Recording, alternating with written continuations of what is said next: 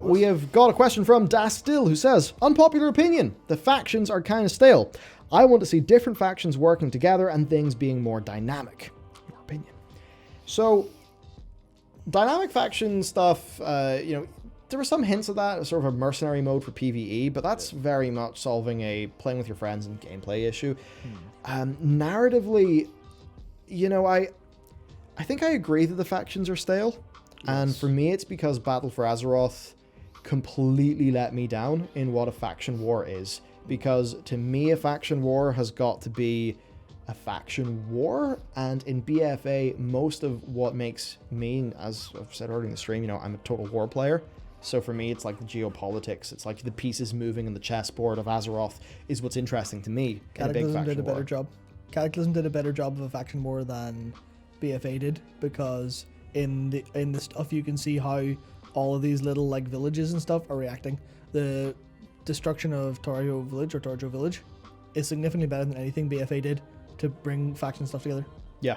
Basically, any stuff they've done with like Garrosh's Horde in Kata completely clobbers the faction war that BFA gave us. And for me, it kind of means that Blizzard have blown their load on doing big faction content. I feel like they won't be able to do that again because they've already sort of done it. They completely cocked it up. They just need to do skirmishes. They just need to have small, interesting skirmishes that actually have a sort of meaning to them. Put in enough of those alongside whatever big things rolling at the same time. And I think that's all you really need.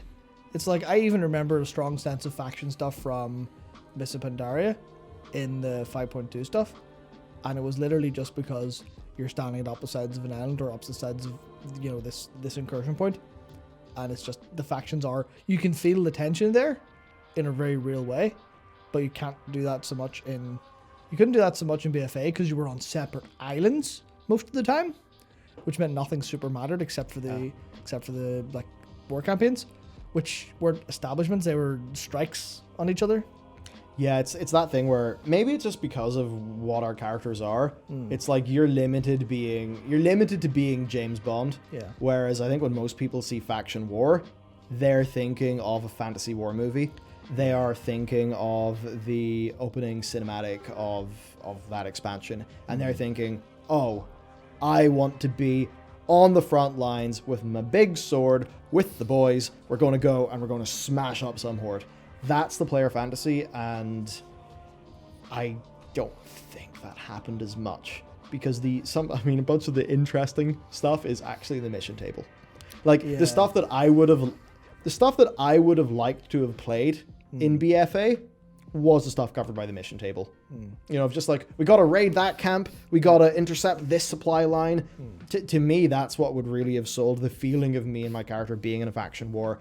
But I mean, obviously didn't happen, did it? So, that is to say, I agree with you, Dastil. I do agree with you. I think that the factions are little stale. I think what they need to do is cool it for a little bit, in terms of factions having wars with each other.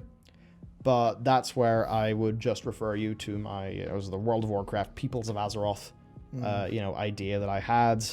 If you just go to the clips channel, one of our most popular clips on Bellular Clips is that one. And that would basically just be an expansion focused on Azeroth, focused on the factions, focused on the Peoples of Azeroth, fleshing them out more, letting us spend time with them, just being a nice immersive role-playing game.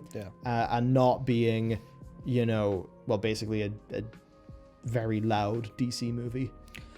Where what they want to be is a really good, Marvel movie where they've earned all of their payoffs. But I think because they're always rushing to the next big epic gaming experience, epic moment, they lose out on that stuff. And I think that Dastil's thoughts on the factions being stale, it's kind of similar to, Bilbo saying, "Oh, they're rushing through this stuff." Yeah. It's like, yeah, that's why the factions feel a bit stale. Yeah. The way to not be stale is to go for small things that don't take you much time or effort, but actually make players feel like something's actually happening. I think if that was like a little through line that was like 5-10% of every expansion, people would constantly be happy if they felt it, but they sort of don't. And I just thought that's a really, really, really good tagline for the back of the Shadowlands box, or for the back of the next expansion box. It's just Bellular. World of Warcraft is just like a DC movie. World of Warcraft is the Justice League of video games. Oh no. Well, you know what? If it could actually take its time and be the Zack Snyder's Justice League of video games, I'd be perfectly happy. So while I don't think it was the best thing ever, I did find it to be an enjoyable movie watching experience. And, you know, as much as it had pacing issues and stuff, at least, you know, that bit where the studio comes in and they're like, no, this movie's got to be 2 hours long. We got to get to the next action scene, get rid of all that stuff. Weird sex man Joss Whedon. I think it was like he was a serial cheater and also seemingly a serial dickhead to people who work with him. But, you know, they did all of that trying to get to the next big, cool DC moment where, you know, Spider, Super, and Justice Woman and all the characters get a, you know, and Spider Boy appears. You know, it's like they just wanted the next big scene. Whereas, you know, even if the pacing wasn't perfect in the Snyder cut of that movie, at least I got to see why Cyborg was doing his things. At least I got backstory in those characters. And that meant that those moments of payoff that were lame and boring in the rushed version of the movie, you know, even if there was pacing issues, well, they did actually get their payoffs. The bit where the Flash has got to run really fast at the end is kind of cool and earned because they actually bothered to establish his character. Nice. So there's my thoughts. And I guess that's my thoughts on the Snyder cut as well. So I mean, it's like a roller coaster. When you go down, you have to go back up. You have to up to go down. You can't just go down. All right, next down. All right, we're at the center of the earth. Thank you very much. Oh, Christ. I did watch the new Godzilla movie. Why did you do that? You're glutton for punishment, like. Yeah, it wasn't. Super quick. The new one is probably a technically better movie in terms of a bunch of things, but why I didn't like it as much as King of Monsters is it was less stupid. Fair. It's like, yeah, you know what, Kong, he's actually some nice little moments in it, but I'm like, yeah, but I had loads of really dumb fight scenes with Ghidorah or Ghidra. I don't know what the proper way. I think the Japanese way to say it's Ghidra, but the Western one is Ghidorah. But anyway, let's not get into Godzilla's for now. So